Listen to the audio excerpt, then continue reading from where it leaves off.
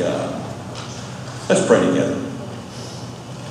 Gracious God, we would ask that you would guide us this morning. Help us to hear. Help us to listen.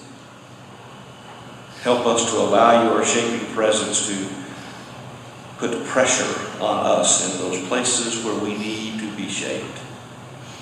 In the name of your Son, the presence of your Spirit. Amen. I'm glad to be back with you this morning. I'm a little curious. I had a couple mention last week that I preached a little longer than normal. And so I've already torn out 2 or 3 pages of notes here to throw away. But I was a little trying to figure out what it means that the clock up here is set 10 minutes early. I don't know, Randy, did you do that? Yeah, every week. I paid no attention to it, nevertheless, but I'm truly glad to be here. You may recall that last week I began with you a brief series, since I'll be here for 4 weeks, looking at some of the Psalms of Ascent, or the pilgrimage Psalms. And we looked at the first of those, Psalm 120, last week. And those Psalms, as you perhaps know, if you open your Bible to the Psalms, you will see most of them will have a superscription on them will say a Psalm of Ascent or a pilgrimage Psalm. And they go through Psalm 134.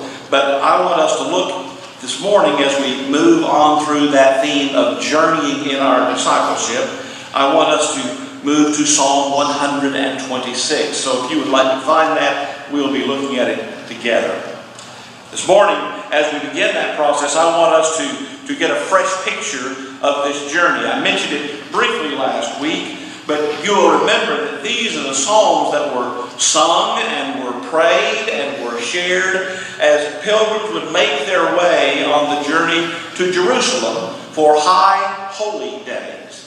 As you know, it was the practice of faithful Jews in that time and century to make a pilgrimage at least once in their lifetime to Jerusalem. Many did it year after year. So imagine yourself on this journey with other faithful pilgrims walking with that throng on the way to Jerusalem. You would find yourself surrounded by family and friends who had been planning this journey for months. It's not really like a vacation, but it requires the same time to plan it. And you're coming your way, and you find as you make your journey together, strangers join you, all of you on this same journey together. And so the question you might ask yourself as you're having this lengthy pilgrimage together is, what is the attitude along the road? What do your fellow pilgrims look like? Do you suppose they are somber? Do you suppose they are silent? Do you suppose they see the moments as holy, reverent moments? What experiences are they anticipating when they arrive at their destination in Jerusalem? One of the passages that you've already heard this morning is a passage that instructs them in their journey of worship. It's found there in Deuteronomy 14. You've already heard it, but let me remind you what it says and listen to it as though you're hearing it as instructions for what will happen when you get to Jerusalem. Set apart a tithe of all the yield of your seed that is brought in yearly from the field. And then in the presence of the Lord, in the place that he will choose as a dwelling place for his name, you shall eat the tithe of your grain. Drink the tithe of your wine, your oil, as well as the firstlings of your herd and flock, so that you may learn to have awe for the Lord your God. But if when the Lord your God has blessed you, the distance is so great that you're not able to bring all of these things because the place where the Lord chooses to set his name is so far away, then you may turn it into money. And with the money, when you get there, secure in hand, go to the place that the Lord will choose, and there you can spend the money for whatever you wish. You may buy oxen or sheep or wine or strong drink, whatever you desire, and you shall eat there in the presence of the Lord, you and your household, rejoicing together. Now you get the picture. This tithe was not for mission work. Does it surprise you? This tithe was not for a charity. Excuse me. This tithe was not to help build a building. This tithe was for a great party. It was really for a great, grand potluck dinner. Didn't you know us Baptists were biblical people? Now, if you read on, you will discover that indeed some of the tithe would be used for the support of the temple ministry and for charities. But even that was to be done in order to ensure that there would be a place and there would be provision so that everyone could come to the party. Now, do you get the picture here? This is what they're anticipating when they get to Jerusalem. So their journey is not so somber. Even the children who are on the journey, they're glad to be there because they know what awaits them at the joyous end. It's a great celebration. Somewhere along the way, God's people have somewhat lost this vision of joyous worship, haven't they?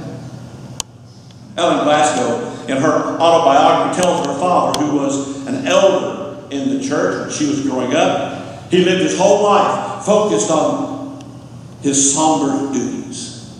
And in describing him, she says, he was entirely unselfish, and in his long life, he never committed a pleasure. Another look at how the church has somehow lost its ability to celebrate joy comes from that great theologian Garrison Keillor. And in one of his presentations at Goshen College, he's quoted by saying, some people think it's difficult to be a Christian and laugh, but I think it's really the other way around. God really does write a lot of comedy. It's just that he has so many bad actors.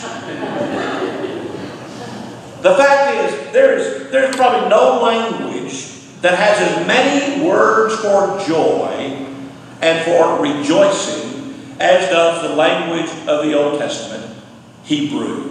In the Hebrew Scriptures, what we know of as our Old Testament, there are 13 Hebrew roots found in 27 different words, all of them used for some aspect of joy or joyfulness in participation of worship. We would probably be scandalized by the celebrative style of ancient Hebrew worship. In contrast to the rituals of other faiths of the East, Israelite worship was essentially a joyous proclamation and a grand celebration.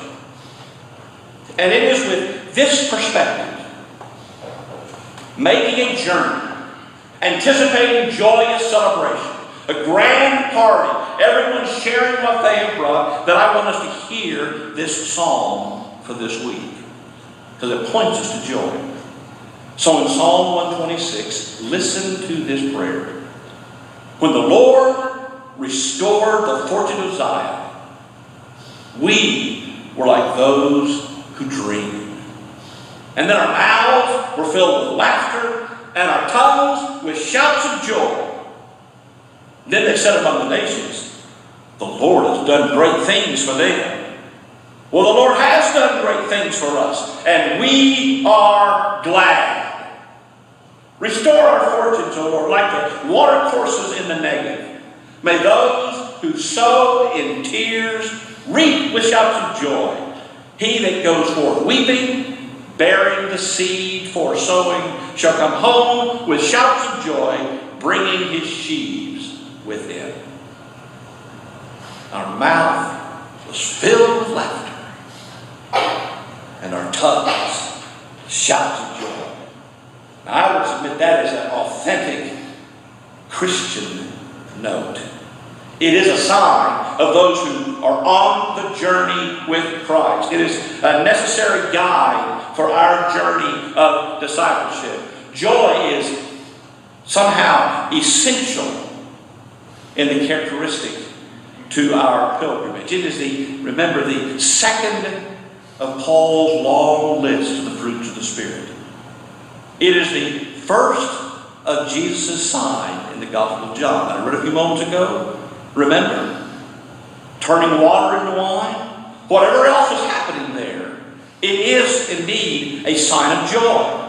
Helmut Tillich, a great preacher, focused our attention on this almost lost virtue within the church when he wrote these lines. Should we not see that lines of laughter about the eyes are just as much marks of our faith as the line of care and seriousness?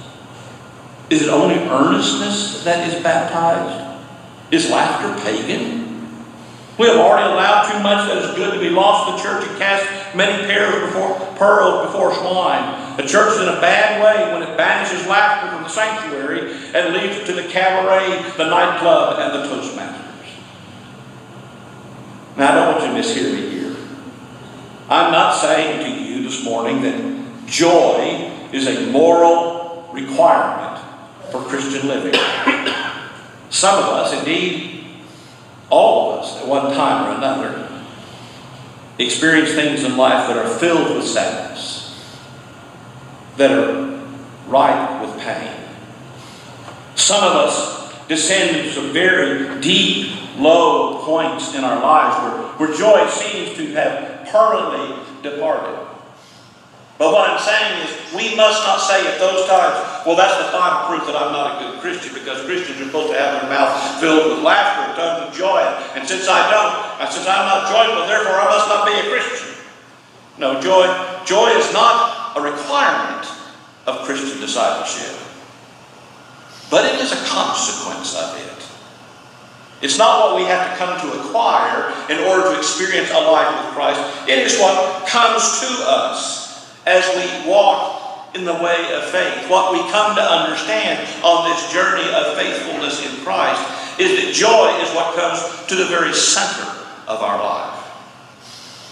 I want you to look there at Psalm 126. It's important that you see this in the text.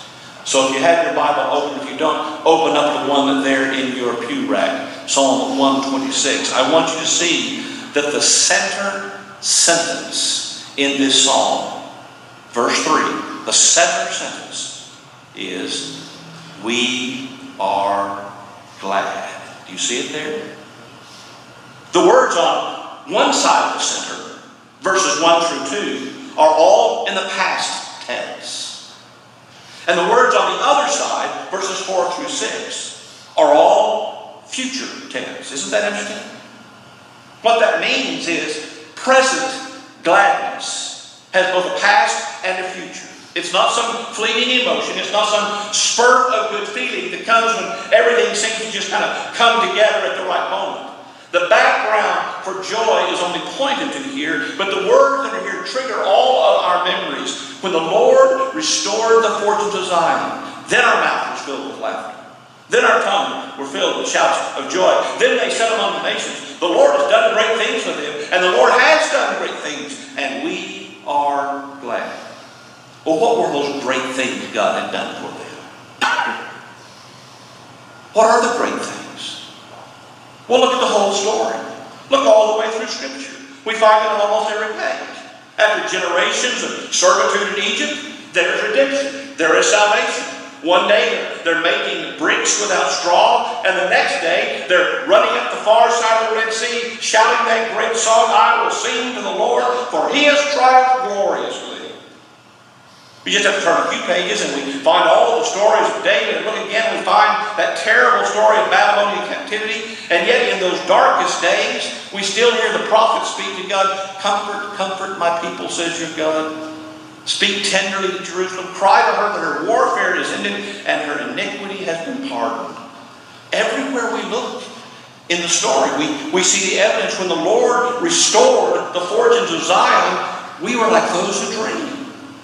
Every act of God was an impossible miracle. There was no way out, time and time again, no hope for the future. But then it happened. And we were like those who were in a dream. See, these memories, what God has done, are nurtured in telling the stories. The memories of their laughter, the memories of their shouts of joy. We fill our mind with the story of God's acts. Joy has a genuine history. Joy is the verified, repeated experience of those who are involved in what God is doing. It's as real as a day in history. It is as solid as a rock. It is nurtured by the living history of God's activity, building our lives on that kind of foundation. That's the reason we tell God's story. That's the reason our story gets folded into God's story, so that when we tell it, we remember what God has always done. And then on the other side of We Are Glad, verses 4 through 6, it's all future tense. Joy is built on a very real history, but it's nurtured by a holy anticipation of what God has promised. If the joy-producing acts of God are characteristic of our past as God's people, they will be also characteristic of our future. There is absolutely no reason for us to suppose that a God who has always acted in one way all through our history will suddenly in the future decide to start acting some other way. What we have known of God is what we will know of God. Just as He builds us on the past, He lets us borrow from the future and allows us to expect certain things to happen. Two images fix that hope as we look at those few verses. The first is, restore our fortunes, O Lord, like the watercourses in the Negev. Now that Negev, south of Israel, is a vast desert. And the watercourses on the Negev are like dry washes in our own desert southwest. I lived in the desert southwest for most of my life. And it never ceased to amaze me that there would be grand bridges over these rivers, but there was never any water in the rivers. Until there was even a slight rain. And it didn't take much till those rivers became roaring with water. Most of the year, they're just dry and dusty under the sun. But with sudden rain, they became raging streams, dangerous in fact. And it's with that same kind of suddenness that long stretches of what seems like barren waiting in our lives are interrupted by God's own invasion of grace and goodness and joy into our lives. The second image is, may those who sow in tears reap with shouts of joy. He that goes forth weeping, bearing the seed for sowing, shall come home with shouts of joy, bringing his sheaves with him. Hard work. The hard work of sowing a seed in what looks like an empty earth is always done in hope.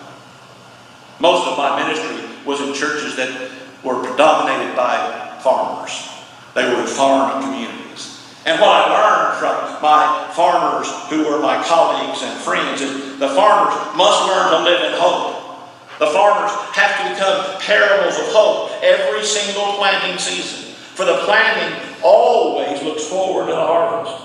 And the psalmist here, who is our guide on our journey, is telling us something very important. He's saying the suffering that we have in our life, the difficulties we have in our life, the pain in our lives, the emptiness, the disappointments, all of it is seed. If we sow it into God's mission, He will finally bring forth from it a crop of joy. It's clear from those who are praying Psalm 126, the one who wrote it and all those who walked and sang it together, they're no stranger to the dark side of life. They remember the pain of being a people of exile. They bore in their minds and on their backs and in their hearts and in their stories the scars of oppression. They knew the deserts of the heart. They knew the long nights of weeping. They knew what it was to sow in tears. One of the most remarkable things for Christians to learn is that laughter does not exclude weeping. See, joy is not some escape from our sorrow. Pain and hardship, they will still come, but they're unable to draw out from us that happiness that we find in the redeemed. A common but futile strategy for achieving joy is to try to eliminate all pain. We can get rid of pain by numbing our nerve ends, or get rid of insecurity by eliminating all risk, or get rid of disappointments by removing ourselves from relationships, and then try to replace our feelings and our excitement and our relationships to buy joy in the form of vacations or entertainment or distraction. But there's no hint of that in Psalm 126, is there? Laughter here is as a result of living in the very midst of God's great works. When the Lord restored, our mouth was filled with laughter. Enjoyment is not an escape from boredom, but it's a deep plunge into God's world. He that goes forth weeping, bearing the seeds for sowing, shall come home with shouts of joy, bringing the sheaves with him. There's plenty of suffering on both sides of this, both the past and in the future. The joy comes because God knows how to wipe away our tears. God knows how to make all things new. Joy is what God gives, not what we somehow work up. Joy doesn't come because our good feelings about ourselves, about our past, about our present, about our future, about our talents, or about our relationships. Joy comes from living in the very presence of God. And we find that God is always dependable. And God's promises are always secure. It's not dependent on our good luck in escaping hardship or our winning the lottery. It's not dependent on our good health or escaping some kind of pain. Christian joy is actual in the midst of all of life, even when there is pain and suffering and loneliness and misfortune. The Apostle Paul talked about it, do you remember? He says, we rejoice in our sufferings, knowing that suffering produces endurance, and endurance produces character, and character produces hope. And hope doesn't disappoint us because God's love has been given to us. We rejoice in God through our Lord Jesus Christ, through whom we now have received our reconciliation. The fulfillment of the prayer, restore our fortunes, O Lord, like the water courses of Negev. That even when we go through those desert walks in our life, we know that God will continue to act as God always has acted. One of our favorite American Baptist preachers from this past generation, although he would probably be offended for me to call him a past generation, would be Anthony Campolo. And he gives a marvelous illustration of this joy in the midst of suffering. And one of my favorite stories he tells. He said when he was 20 years old, he attended the funeral of a friend of his at his friend's home church. The church was a predominantly black church, Mount Carmel Baptist Church. Clarence, his college friend, had been killed in a subway train accident. And the grief in the community was palpable. And Campolo, as he remembers that experience, remembers the story, he says, for the first 15 minutes of that memorial service, the pastor preached brilliantly about what the Bible has to say about the promise of resurrection and the joys of being with Christ. And then the pastor came down out of the pulpit. He spoke a few words almost privately to the family who were sitting there on the front pews.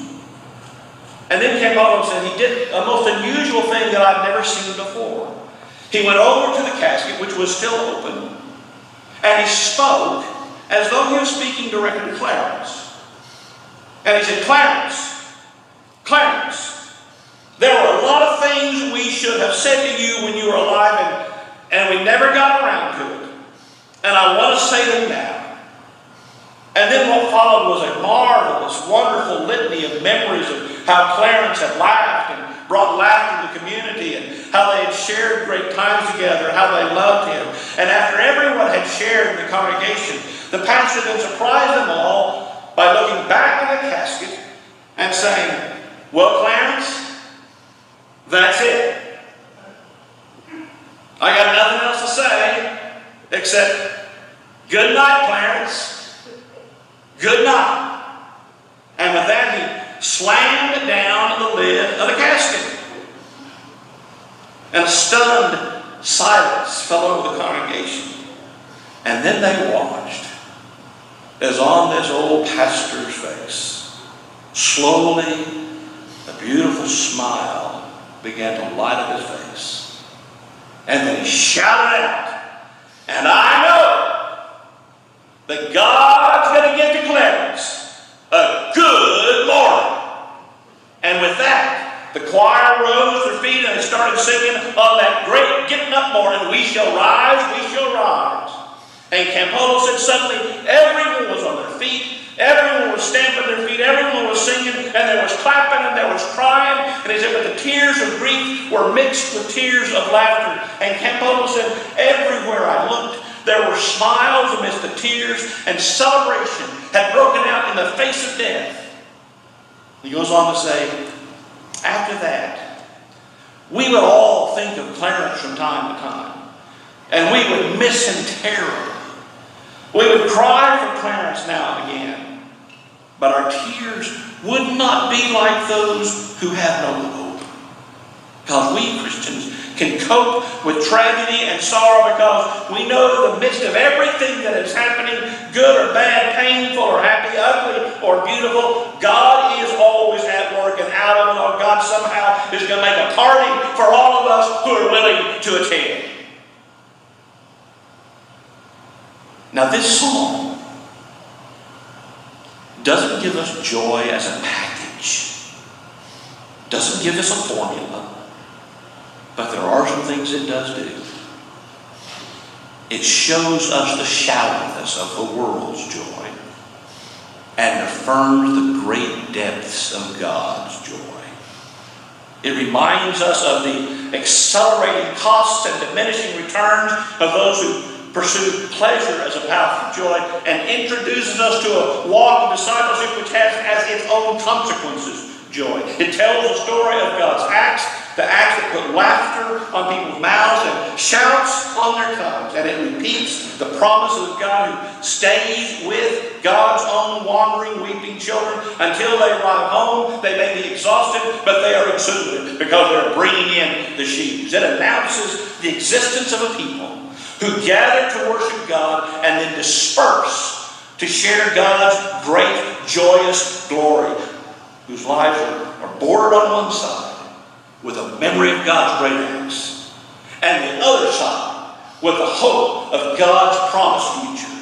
It is our God reminding us, teaching us, encouraging us that whatever else is happening, at the center of it all, between our memories and our hope, we can join with the psalmist and say, we are glad. May it be so.